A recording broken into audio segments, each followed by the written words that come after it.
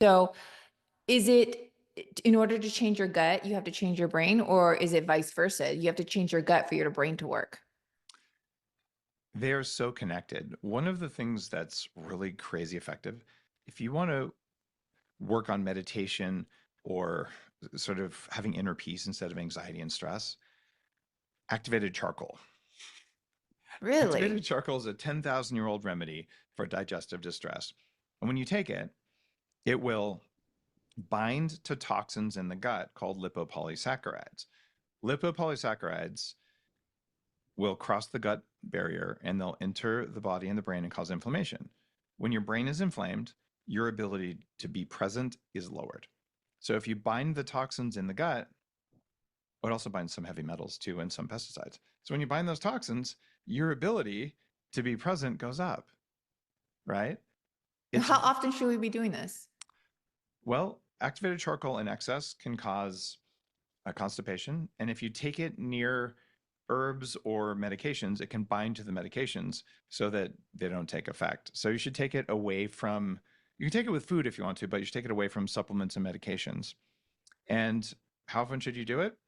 I like a capsule or two every day. Oh, it's also tied to about a 15% lifespan increase in animal studies. So it's good to remove toxins from the body.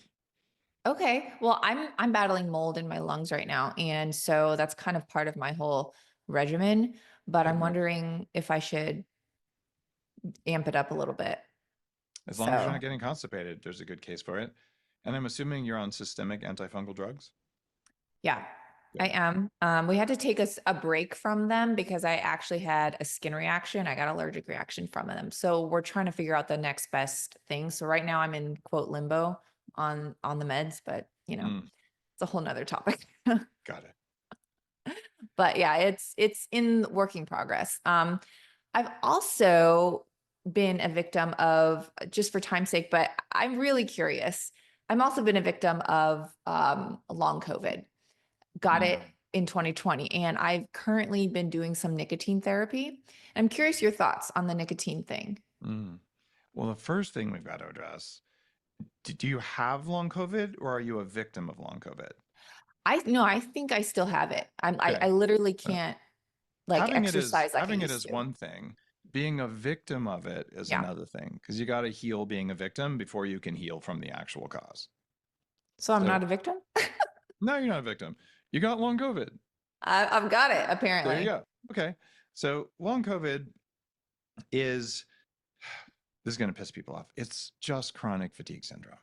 I had chronic fatigue syndrome throughout my 20s. It's also tied with toxic mold. And funny enough, who gets long COVID, who gets chronic fatigue? People with toxic mold or something else interfering with their immune system.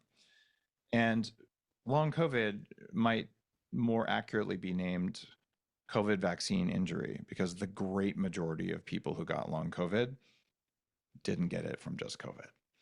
But Mm. that's Well, another I didn't discussion. I didn't get vaccinated. Okay. I didn't did it once, but Okay. I did get So COVID. So, so how do you know they have long COVID versus just classical chronic fatigue from toxic mold?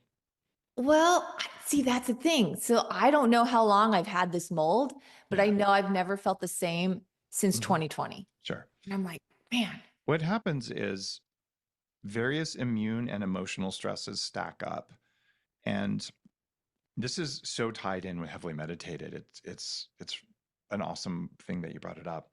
So your body is seeking to feel safe in the world. And you can have like major heartbreak, you can have your house burned down, you can get Epstein-Barr virus, you get toxic mold, you get Lyme disease, which usually comes with toxic mold, you get metal poisoning, you get some environmental poisonings. And the body is so dysregulated that it falls into a sense of danger. And then your cell danger response, which is inside each cell. And your cells have their own operating system. They all talk to each other before you even get to think and decide, like, what's going on here. And they decide the body's under attack because of all this emotional stress, because of all this physiological stress. Mhm. And since it's under attack, you need to turn on the danger response. And what that looks like is these little things called mast cells, MAST. Mast cells are like landmines inside your immune system.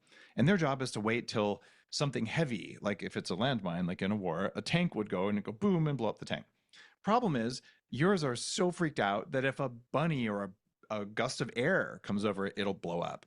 And when it blows up, that makes all the other ones around it blow up. And you get these waves of inflammation throughout the body. That is the root cause of chronic fatigue, whether it's from long COVID or mold or any of these other things, right? So, how do we control that? And I got censored on Instagram for saying this, so I had to go to Telegram during that time. But you can treat mast cell disorders. So what you do is you take Claritin and Pepsid in the morning and at night. Claritin blocks the first histamine response, and Pepsid blocks the second one. And you must take stomach acid called betaine when you eat, because you won't have any when you take these. Right. So this is in the morning and at night, twice as much as the package says. And when people do that, about 80% of them over the course of 6 months will resolve their symptoms, because it calms down the trigger for these immune cells so that they can die and new ones can be born in a calm environment. And that makes such a difference as someone who had profound chronic fatigue. And I talk about this in Heavily Meditated, like, your brain doesn't work. What are you going to do? This can absolutely just transform your life. And on top of that, you want to take other mitochondrial stimulators. And 9 years ago on my podcast, I typically like find the unusual stuff early. I interviewed Dr. Nicotine. He's a professor for decades at Vanderbilt University who published the first paper in 1986 showing that low dose pharmaceutical nicotine, not smoking, reverses Alzheimer's disease